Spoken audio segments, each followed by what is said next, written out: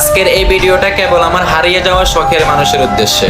তুমি আমাকে ছেড়ে চলে গিয়েছো, তার মানে এই না যে আমি তোমাকে ভুলে গিয়েছি। আজও তোমার কথা মনে করে সে গভীর রাতে একাকিত্বের সাথে আমি গল্প করি। তবে তুমি ভয় পেও না, আমি কখনোই তোমার নামে বদনাম করব না। আমি ভালোবাসতে জানি এবং ভালোবাসাকে সম্মান করতে জানি।